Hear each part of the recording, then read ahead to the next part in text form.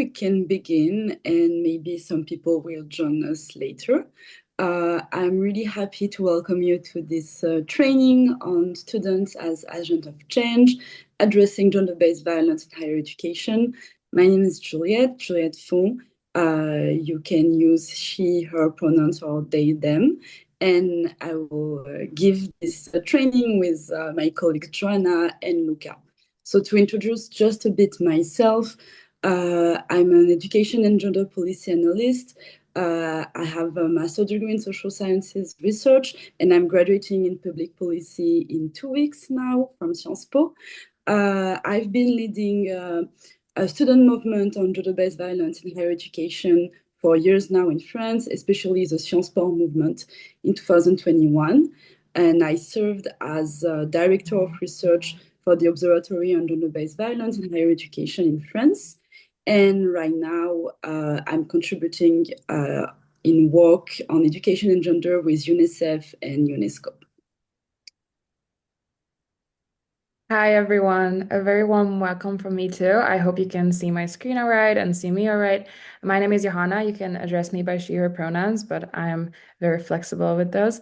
I am currently completing my master's degree at Central European University in Vienna in gender studies. I mainly spend my time apart from my degree as a student organizer. So I was on the executive board of our student union for 2 years, and I was responsible for DI issues, so that's diversity, equality, and inclusion issues on the board, as well as being involved with UniSAFE for quite a while now. And apart from that, I organize for sustainability at the moment. I'm also doing my master's with a focus in social movement studies, and I'm a part of the Plant-Based Universities campaign, which focuses on sustainability. But we have a lot of allies also in the feminist movement, and we work with a lot of grassroots organizations that contribute to causes that we share in this regard. And this is a wonderful photo of me at a community cooking event. I'm going to give it to Luca. Hi, thank you. Thank you, Joanna. So, it's a pleasure to be here, pleasure to meet all of you. I'm Luka. I come from Croatia, from Zadar, and I'm currently a member of the executive committee at the European Students' Union. So, the European Students' Union is essentially the main student representation body at the European level. So, we represent around 20 million students from 40 countries, mainly to European higher education area, Bologna process, European Union, etc. So there I work on several topics, mainly the social dimension of higher education, which focuses on gender equality, human rights, solidarity. But I'm also working on some EU initiatives like European University Alliances, and also fundamental values and solidarity part with student protests, with academic freedom and topics like that. So it's great to be here and to also deliver this training with wonderful colleagues. Thank you. And Vasia? Yes, last but not least, hi everyone. My name is Vasya Madesi and I'm working as a consultant at Yellow Window, one of the project partners of the Gender Safe project that is hosting this very training. So I'm 32 and I'm coming from Greece. Today, I will be here mainly to support the technical facilitation. So if you need any help with Zoom or anything else, please let me know. You can write me privately in the chat box if you want, or if you need any assistance of any case, or you feel, because this training will be on sensitive topics as well, if you feel the need to speak to someone, you can also point at me. I will be helping with the flow of the training and response to any questions related to gender safe, if needed, of course.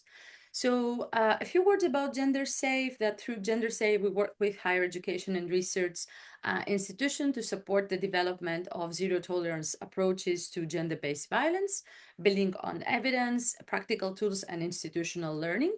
And we are also facilitating a circle of students. I'm happy to be one of the facilitators, and Juliette, Johanna, and Luca are also part of this. And I'm very happy to be here to support them with the training today. And I'm looking forward to the discussions and possibly the actions that will come out of this training. Thank you so much. So if you want, you can add your name, pronouns, and place of study in your Zoom profile. So you just have to click on participants and then on your name, and you will click on rename, and you can add this information. So it will help us to know how to call you and also to know you a bit better. For the learning objectives, the idea of this training is to make you understand better gender-based violence and also the concept of the continuum of violence in academia and higher education. You will also become more familiar with the UniSAFE 7P framework, and you will be able to identify the different roles students can play in addressing gender-based violence, like awareness raising, advocacy, policy engagement. And I hope you will leave with at least one concrete takeaway on action idea or next step that can be relevant in your own context. So for the program of the day, we will be together for around 3 hours.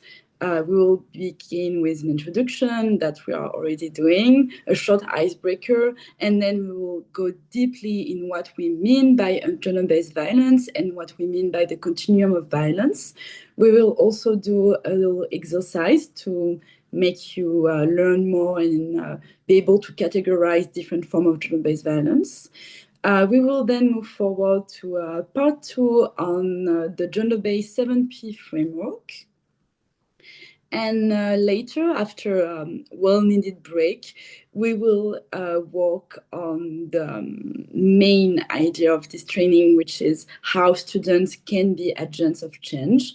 So we will see together what are the possible actions you can do as students.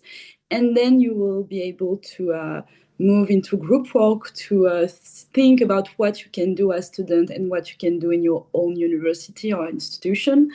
And then we will have a closing remark and a short UniSAFE toolkit demo. So some ground rules to be sure this training is going well for everyone. Of course, we'll begin with this first rule, which is zero tolerance for any kind of sexism, homophobia, transphobia, racism, or any form of discrimination. Also, if you need to take a break, if you're tired or if because the topic can be sensitive, you're absolutely allowed to take a break whenever you want. No worries for that. This training is also participatory, so we really want you to get engaged. But please keep your answers and questions short and to the point so we can respect our schedule. And also, please raise your hand before speaking so we make sure that everyone can speak. And finally, this is a secure and safe environment so you can share your experience. It will be, of course, confidential. And please, if others share their experience, please treat them with respect. So, slowly but surely, we will move on to the next part, which is actually, again, on my row.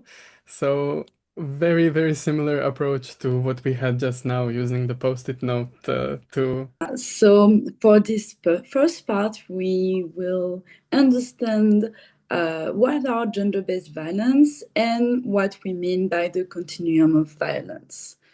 So as a first definition, gender-based violence refers to any type of harm that is perpetrated against a person or a group of people because of their factual or perceived sex, gender, sexual orientation, and or gender identity. So gender-based violence can be sexual, physical, verbal, psychological, socioeconomic, and can take many forms. It can be online or not. It goes from verbal violence, hate speech on the internet, to rape or murder. It can also be perpetrated by anyone. It can be a former spouse or partner, a family member, a colleague from work, from university, schoolmates, friends, someone you don't know, people who act on behalf of cultural, religious, state, or intrastate institution. So this is a definition of the Council of Europe. What is needed to understand is that gender is a social construct but also a hierarchy, a relation, and a process that's going to intersect with other systems of inequalities. So when we think about gender, we also think about power and balance, privilege, dominance, inequality, marginalization, and what we call intersectionality. Can go on the next slide.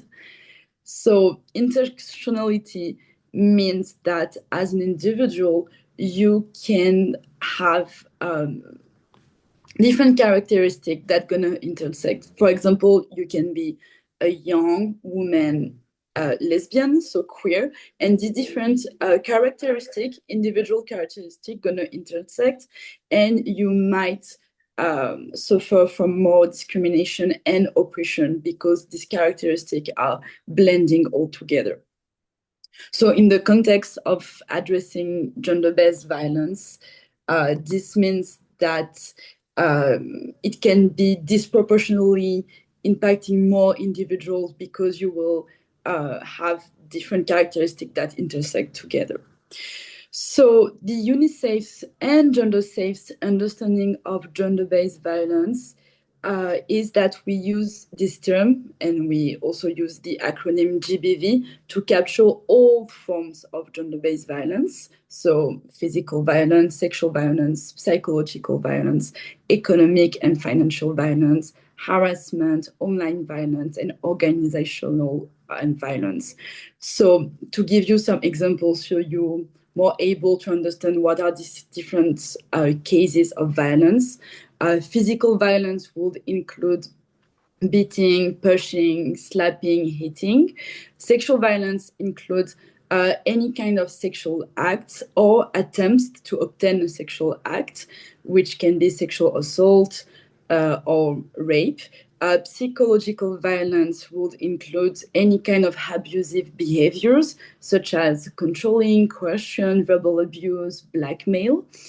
Economic and financial violence includes acts or behaviors that cause an individual economic harm. So it can take the form of property damage, restriction of access to financial resources, education or the labor market, or failure to fulfill certain economic responsibilities. Harassment can include both sexual harassment and gender harassment that are slightly different. Sexual harassment would be any kind of unwanted verbal, non-verbal, physical conduct or sexual nature, such as touching, comments on a person's looks or body, stalking, sharing images with sexual content, sexist jokes. And gender harassment is an harassment on the grounds of sex, but without sexual connotation. It will be more diminishing or hateful comment, exclusion, silencing, or stereotypical prejudices. For online violence, actually can take many forms, such as cyberstalking, cyberbullying, internet-based sexual abuse, non-consensual distribution of sexual images and texts. What is important to realize with online violence is that nowadays you can find any kind of violence that are happening in the real life now also happening in online settings. And finally, organizational gender-based violence is slightly different definitions. So usually we're going to define gender-based violence based on an individual, but you can also find manifestations of gender-based violence on the collective, group, and organizational levels of university and research organization. For example, it can be abuse of feminist students or complaining or harassment against gender studies as a discipline. It can be sexist management or management and institution that gonna condone the fight against gender-based violence. So it's more gender-based violence against a group and not only an individual. In the context of university, all this kind of gender-based violence can be happening in university.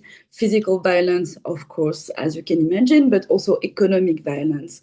If someone is a victim of gender-based violence and cannot, for example, work anymore. Harassment, of course, between either students, so students against another student, or professors or administration against a student, and of course, online violence.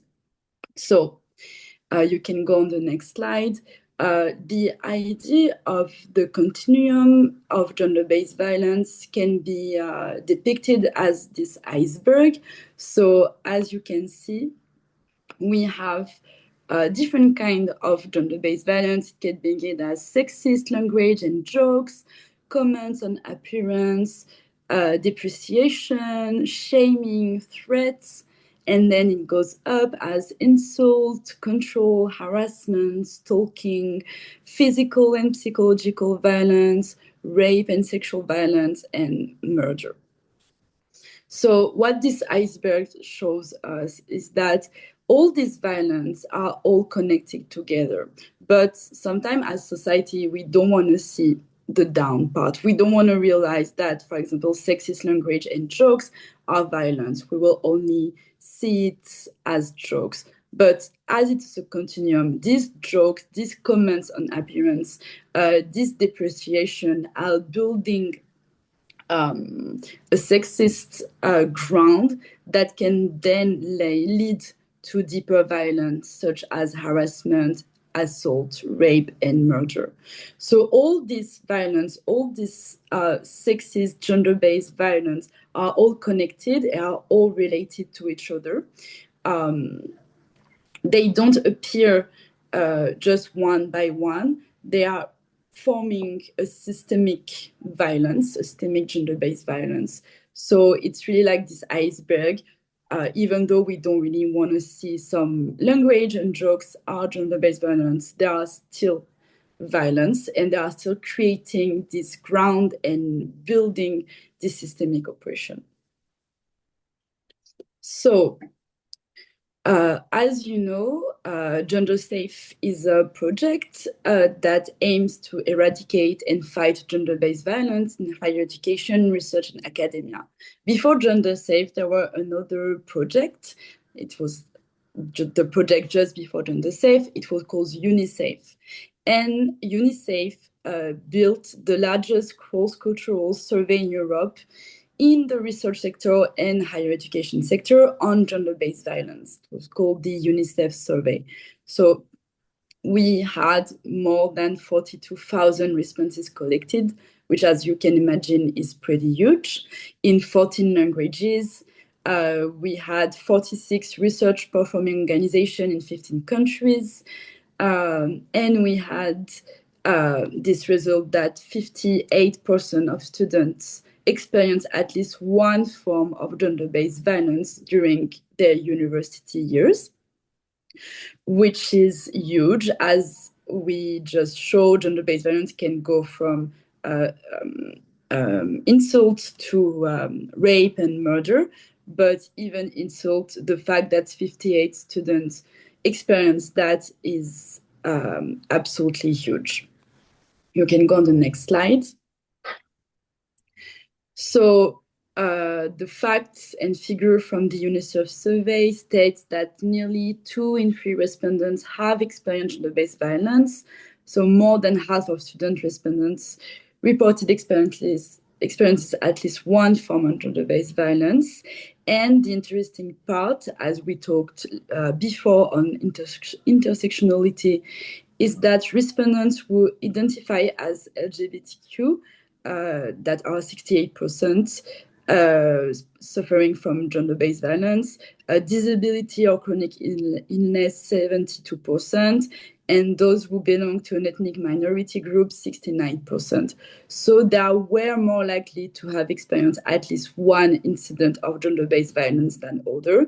And that's why the concept of intersectionality is so important, because if we want to fight effectively gender-based violence, we don't only need to focus on gender. So being like your gender, gender identity, or sexual orientation, but we also need to focus on other characteristics such as ethnicity, disability, etc.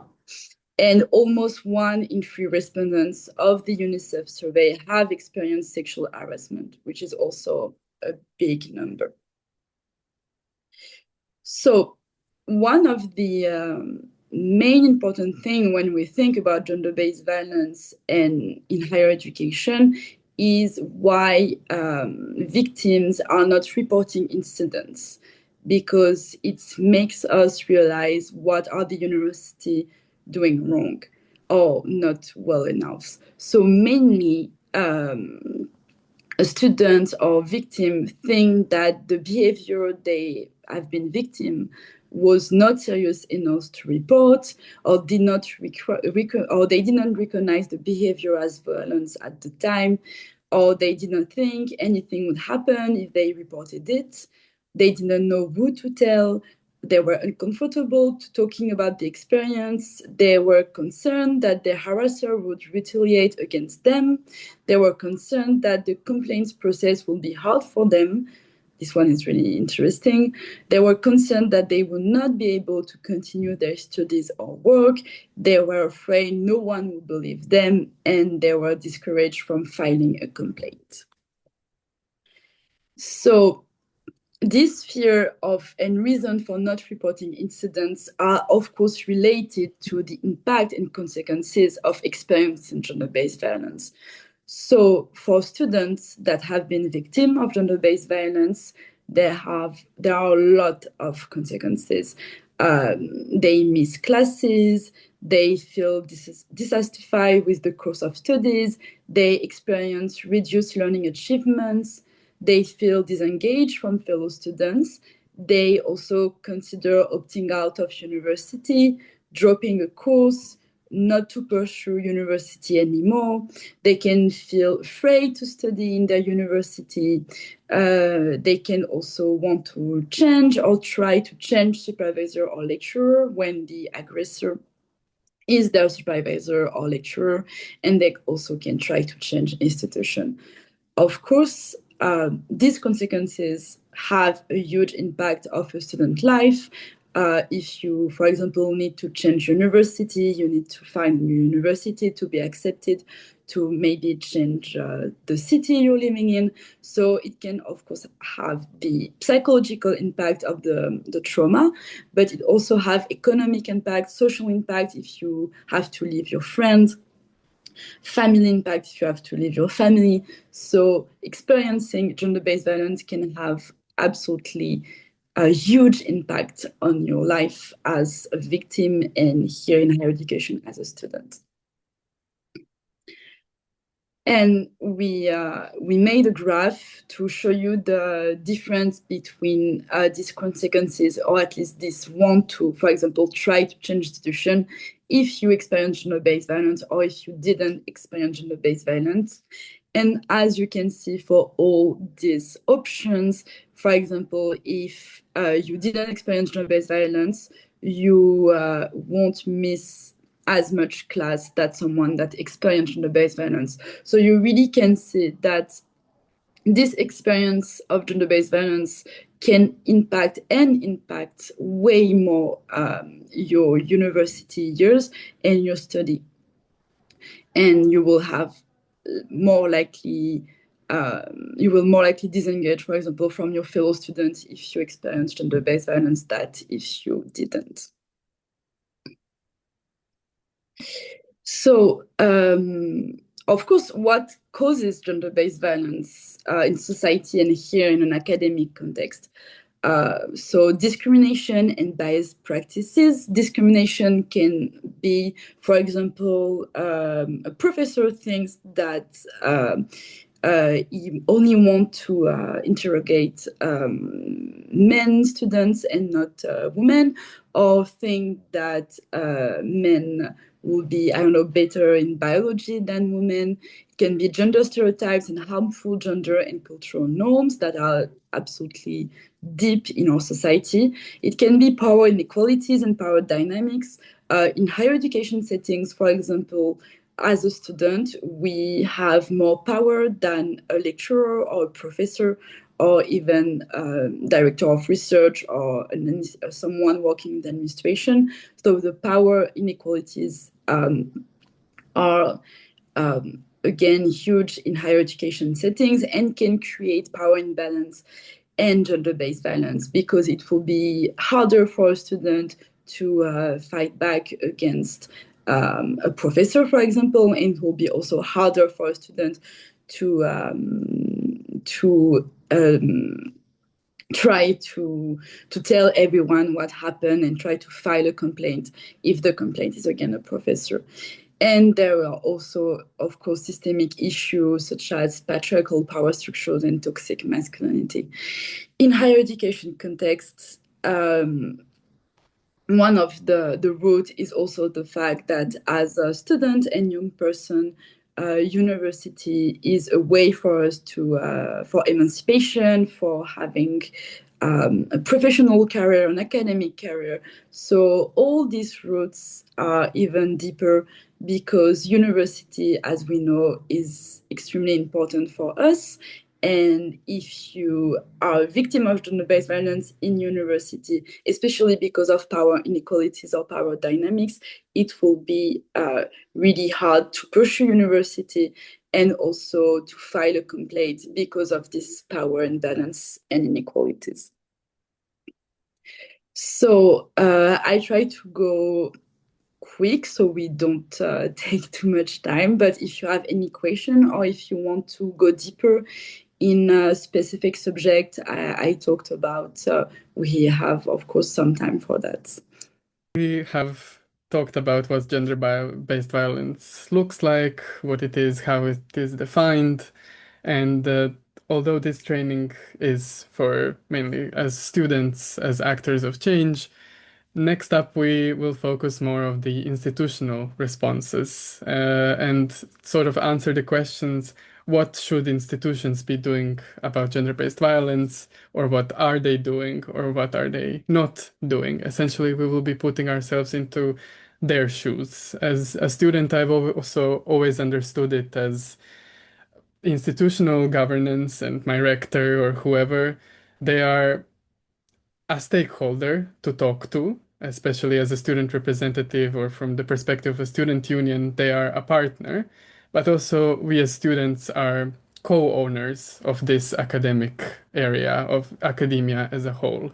So it is also essentially our institution, and we also have the opportunity and a responsibility to contribute to it.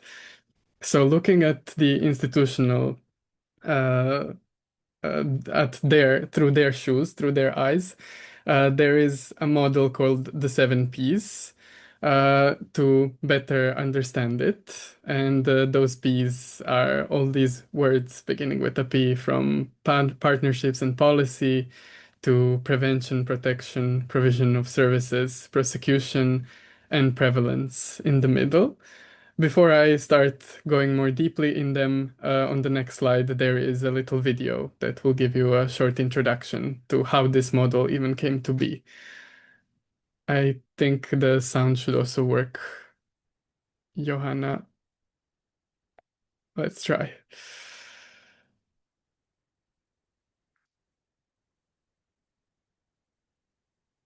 On the next slide, I put the video in. Yeah. Yeah, wait a second. Can you see the video on my screen or still the slides? Still the slides. Okay, 1 second then. Let me reshare it quickly.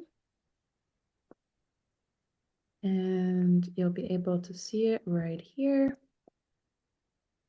Thank you. Hopefully the sound will also work.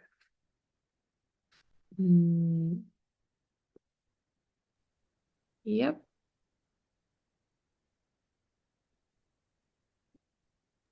You just need to click on the play button.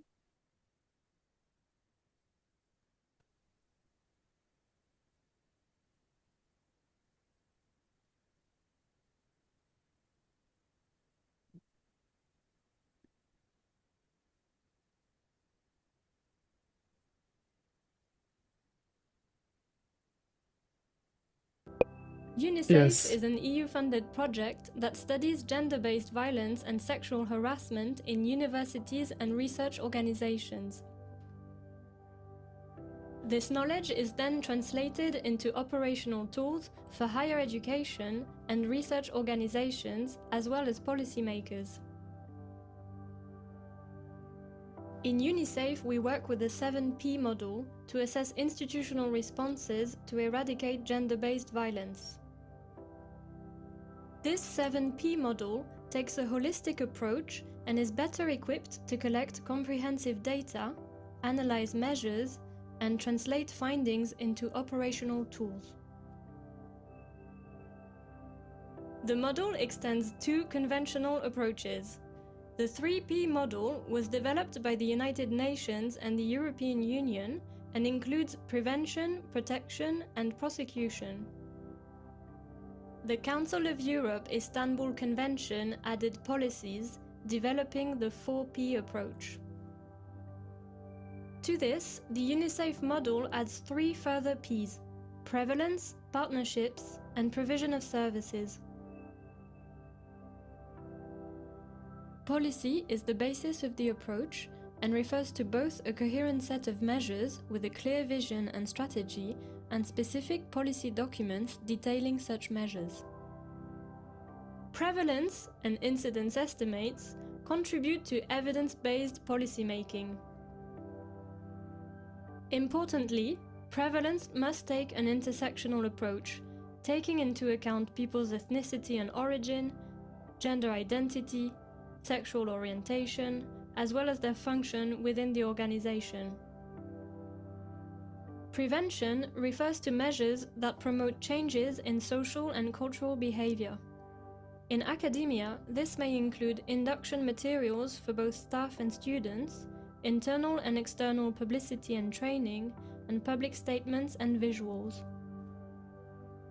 Protection aims at ensuring safety and meeting the needs of potential victims and survivors. This includes clear processes, procedures, and infrastructure for reporting occurrences and supporting victims and survivors, along with training for those responsible for handling cases. Prosecution and disciplinary measures cover legal and disciplinary proceedings against perpetrators, along with related investigative measures and judicial proceedings. This includes possible warnings, suspension, rehabilitation, and termination of employment and study as legally appropriate, and liaison with legal, police, and criminal justice organizations and professionals. Provision of services refers to the services offered to support victims, families, and perpetrators.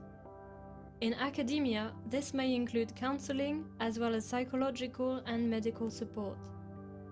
Importantly, the provision of services needs to be well known to all staff and students, as well as to managers and supervisors. Partnerships relate to the involvement of relevant actors at all levels, such as governmental agencies, civil society organizations, trade unions, or staff and students associations. It's important to underline that measures can contribute to more than one P, and the delineation between the Ps is not always clear-cut. Find out more about UniSAFE's research and outputs on the unisafe-gbv.eu website and follow the project on social media. Amazing. It's so wonderful to me. So many words that begin with a P that they managed to put into the model. But yeah, now I hope you have a brief understanding of how the model works and connects the institutional approaches. Now, as we continue, I will go through each of the, oh, that's the same one. I will go through each of the P's once again, but through a bit of a different student perspective. Now, before I start, a little bit of a spoiler to think already. There will be an exercise that is more you thinking about your institutions. So as I now go through each part of this framework, try to think of how this applies to your institution. What is your institution doing in regards to each of the P's? So for prevalence, as it says, it refers to data collection, estimating the extent of gender-based violence, and it is quite important to consider for for the rest of the framework. So essentially here the question is, does the institution even know the scale of the problem? How much do they know? How much are they missing on? And only when they know the full extent can they fully work on the rest of the framework. And then jumping onto prevention, uh, also echoing back the model of the continuum of violence, that's why that approach is very important for prevention, because it is most useful when it comes to prevention and promoting measures to stop and to kind of deal with gender-based violence before it even happens. So for your institution, then the question would be, are they trying to stop it before it happens? Are there some trainings? Is there awareness? What is the culture of the institution? Are there safe spaces? What the attitudes and behaviors of the members in the institution? So this is all when it comes to prevention. And next to it, the protection is the safety and meeting the needs of potential victims. So are students safe when something happens? Of course, in the entire academia, we are here focusing on students, and that's why the question is, are the students even safe when something happens? What are the procedures? What is the infrastructure for reporting, for supporting? So how does your institution deal with this? And moving on, for prosecution, the easy question is, are there consequences? What are the consequences? Maybe does nothing happen? Does something happen? So prosecution enables or all disciplinary measures, legal proceedings, anything like that as a response against suspected perpetrators, from investigations to other court judicial proceedings. So what are the consequences for them?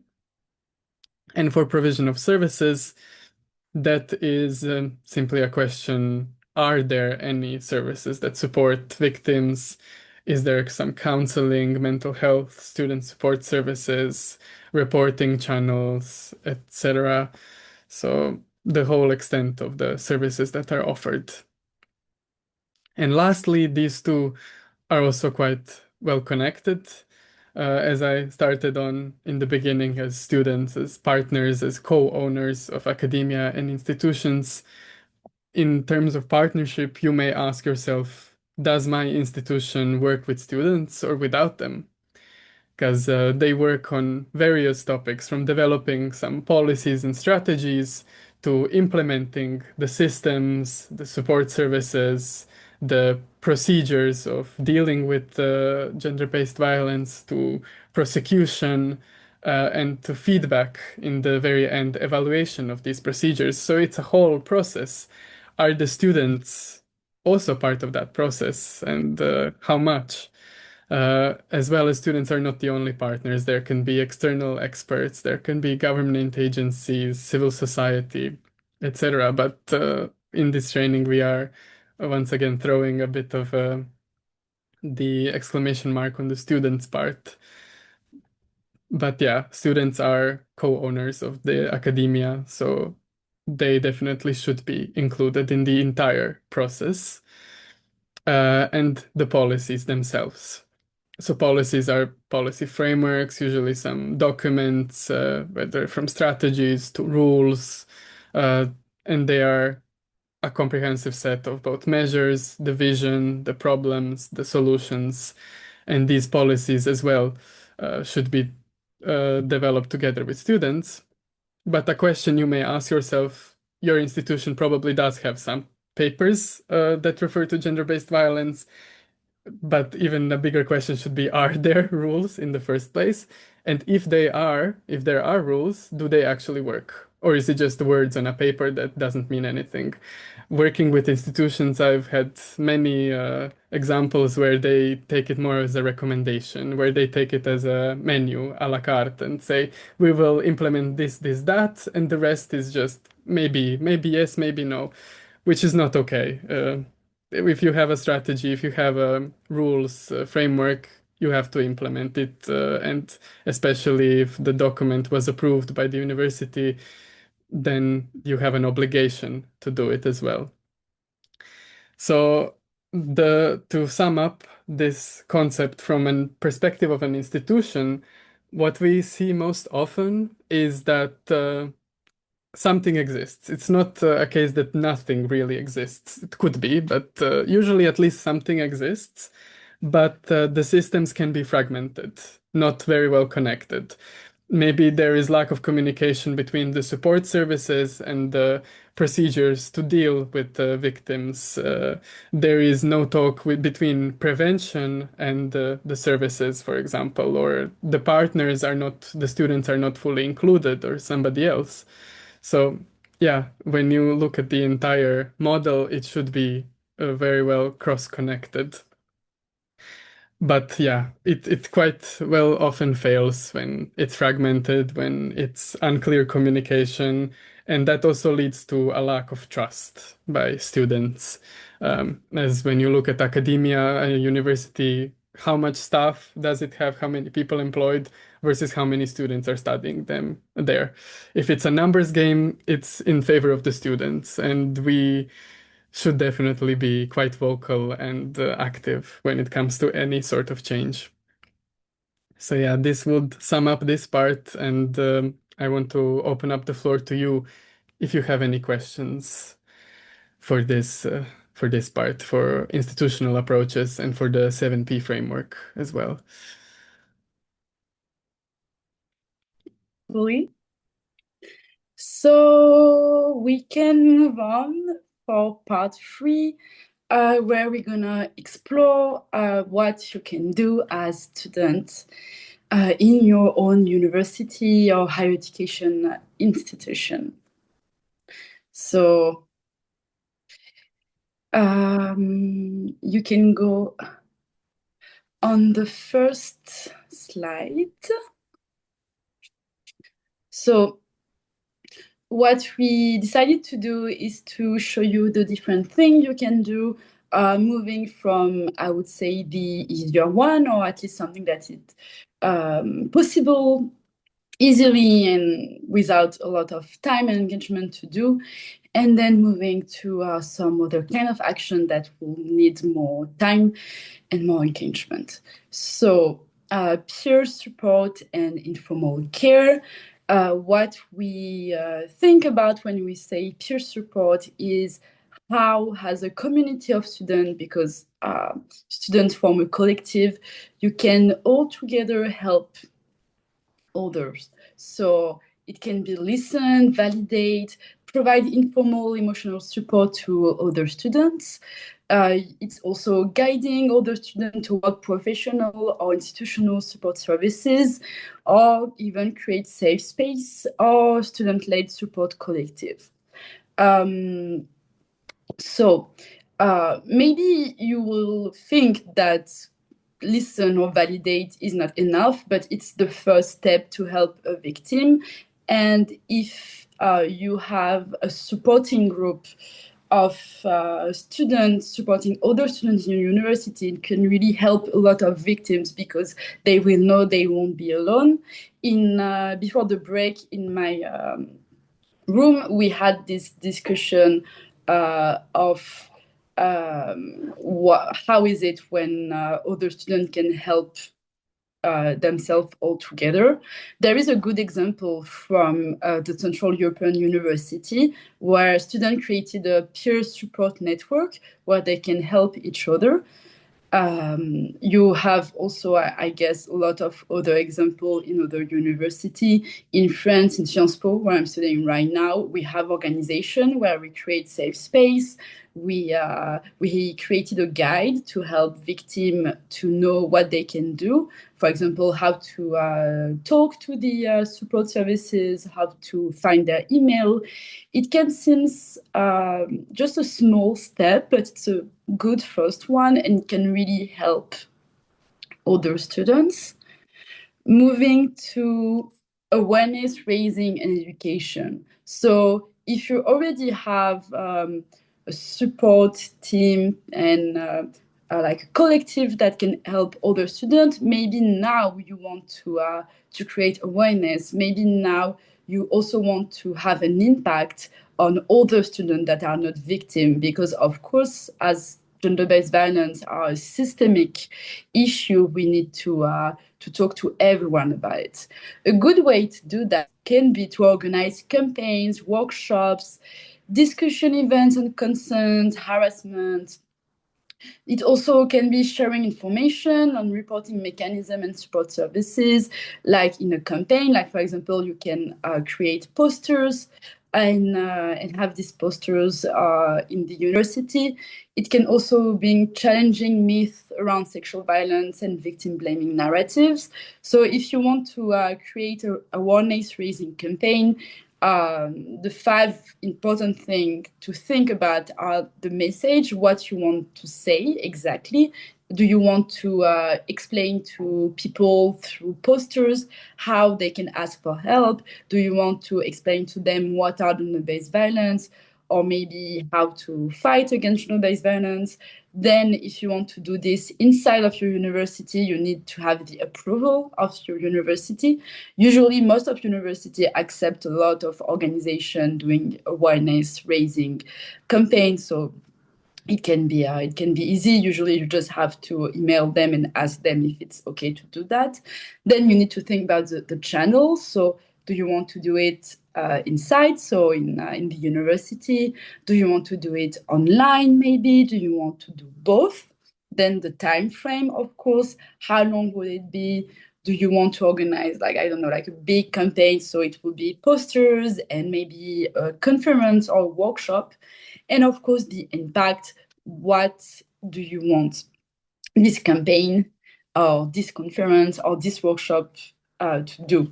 Do you want people to go out of this workshop having a clear idea of what they can do if they are a victim, or what they can do if they see a victim, how they can help? Or maybe you just want them to learn more about what are gender-based violence. So when you do a campaign, you really need to think about these 5 parts, because it will help you to create a consistent and coherent campaign that can really work. For example, usually, the month of March is a feminist month, or at least the 8th of March. And students and universities sometimes organize campaign on the subject of gender-based violence. So you can find a lot of examples, actually. So it can go from posters, workshop, conferences, small events. Sometimes it's just like a breakfast on the theme of feminism, and then around the breakfast you can talk about this thematic. You can find a lot of ways to try to talk to other students and talk to them about this issue. Then we're going up with advocacy, institutional accountability, and campaign. So let's imagine that you think and you feel that university is not doing enough, and you try to do maybe an awareness campaign in your university. Maybe you try to talk with your university. Anyway, they don't listen to you, and you feel there is a big thing happening right now and it needs to be tackled. So advocacy and media campaign or national campaign is also a way to work. So it can be to demand transparent procedures and survivor-centered policy. It can be monitoring implementation of institutional commitments. It can be using media and public platforms to highlight institutional gaps. It can be protests, petitions, public statements. It can also be sharing testimonies to raise visibility or build digital and offline campaigns on campuses and beyond. So an example from France.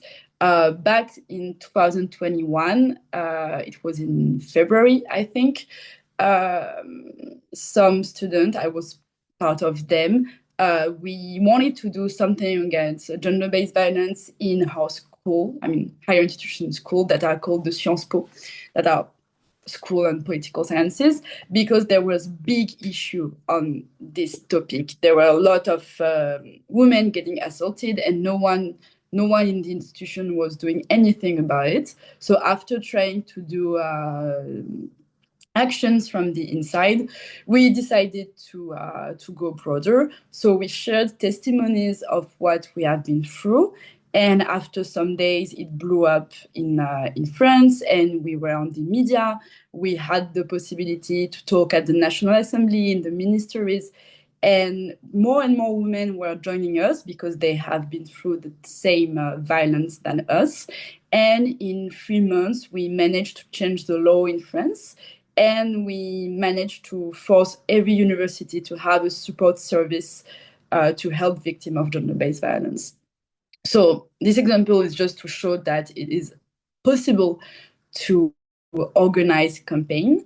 Again, as the last slide, the thing to know is what are the messages you want to convey, what are the channel you want to do, what do you want to do or what you don't want to do, for example, using the media or not, sharing testimonies. But sometimes when you are a student in an institution that don't really care about gender-based violence, this kind of national advocacy is one of the last things you can do, because it's forced the institution to respond, because if the whole country is looking at them, they have no choice to do something, or at least to answer what you ask them.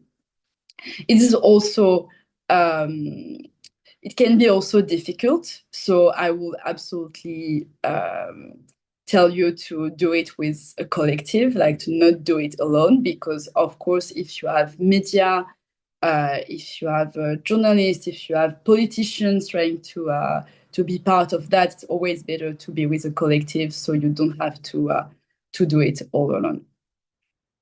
So then another way, when you manage to be into a governance body, is student representation. So you can elect a student representative to sit on university boards, equality committees, ethics councils. That's why student elections are so important, because if you elect people that want to work on gender-based violence or any kind of discrimination, they will also brought this fight into university boards. You can also contribute to policy design and monitoring, and you can try to ensure student perspectives are included in institutional decision-making. For the monitoring part, some university and some countries, they don't have data on gender-based violence. Thanks to the UniSAFE survey, now we have a lot of data on the European level and on the national level for some countries. But still, for example, a university could tell you that there is no issue of gender-based violence because they have no data, so you can't prove that there is an issue.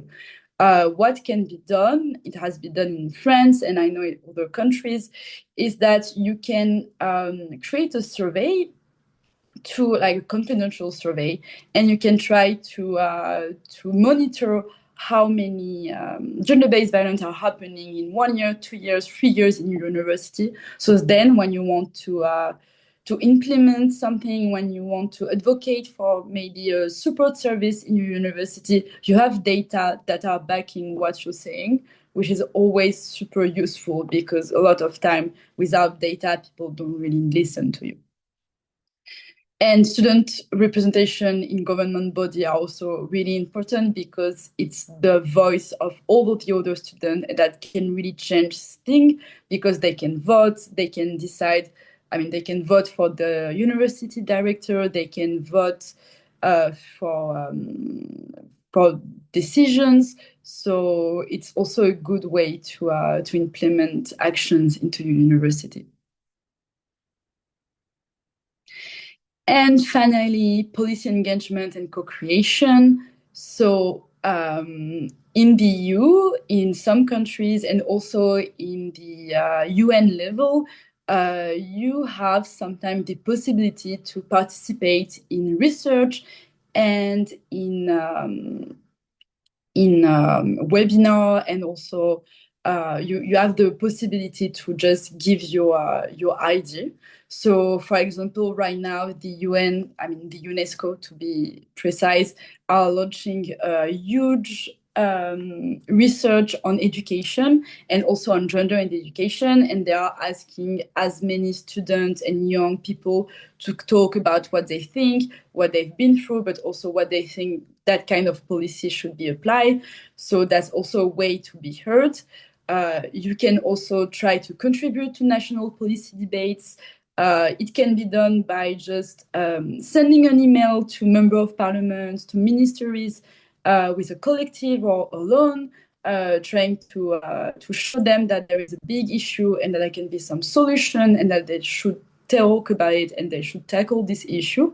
What's working, at least in my experience, is to send emails to member of parliament that have an interest in this issue. So higher education or feminism topics, and then ask for a meeting and show them with data and with testimonies that this is something important and that they should legislate in this issue.